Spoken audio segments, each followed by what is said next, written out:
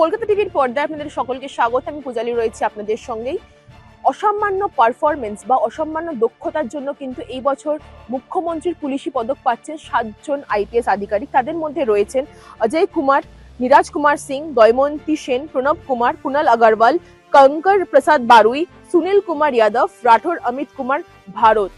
এই 7 জন পুলিশ আধিকারিকদের যে দক্ষতা এবং যে আউটস্ট্যান্ডিং পারফরমেন্স তারা তাদের কর্মজীবনে দিয়ে এসেছেন, তাদের জন্য কিন্তু তারা নমিনেশন হয়েছেন এবং তারা কিন্তু আগামী স্বাধীনতা দিবসে কিন্তু তারা এই পুরস্কার প্রাপ্তি হতে চলেছেন। এবং তার পাশাপাশি এটাও জানা যাচ্ছে তাদের যে দক্ষতা এবং তারা যে কাজের মধ্যে যেরকম ফোকাস করেছিলেন, সেই কারণেই কিন্তু তাদেরকে সিলেকশন করা হয়েছে এবং তাদেরকে মুখ্যমন্ত্রীর পুলিশি পদক পুরস্কারের জন্য তাদেরকে নমিনেট করা হয়েছে। এবং আগামী দিন অর্থাৎ স্বাধীনতা দিবসেই কিন্তু তাদেরকে এই পুরস্কার দেওয়া হবে বলে জানা যাচ্ছে।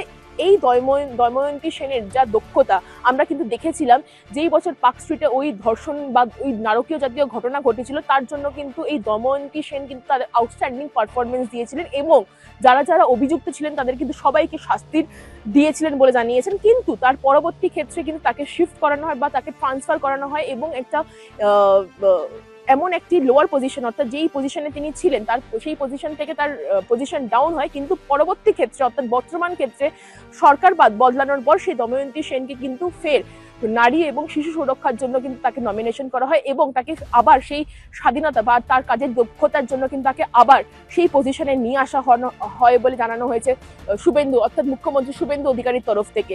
অর্থাৎ এখান থেকে এটা জানা যাচ্ছে যারা এই 7 জন পুরস্কার প্রাপ্তি হতে চলেছেন তারা কিন্তু তাদের দক্ষতা এবং তাদের যে কাজের ফোকাস তার জন্যই কিন্তু তারা এই পুরস্কার পেতে চলেছেন। আমি নামগুলো আরেকবার বলবো, যেই সব 7 জন আধিকারিক বা যেই সব 7 জন পুলিশ আইপিএস অফিসাররা যেই এই পুরস্কার বা স্বাধীনতা দিবস উপলক্ষে যে পুরস্কার পেতে চলেছেন তাদের মধ্যে নাম রয়েছে, প্রথমেই নাম রয়েছে অজয় কুমারের। তার পাশাপাশি আরো 6 জনের নাম রয়েছে, যাদের নাম হচ্ছে নীরাজ কুমার সিং, দয়মন্তী সেন, প্রণব কুমার, কুনাল আগরওয়াল, কঙ্কর প্রসাদ বারুই, সুনীল কুমার যাদব এবং রাঠোর অমিত কুমার ভারত।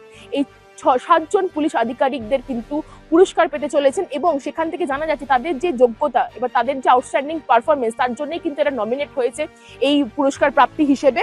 এবং আগামীকাল তাদেরকে পুলিশি পদক হিসেবে কিন্তু নমিনেট করেছেন এবং আগামীকাল মাননীয় মুখ্যমন্ত্রী তাদের কিন্তু এই পুরস্কার ঘোষণা করবেন বলে সেই সূত্র কিন্তু জানা যাচ্ছে। এইসব তথ্য জানতে চোখ রাখুন কলকাতা টিভির পর্দায় রাত দিন 7 দিন।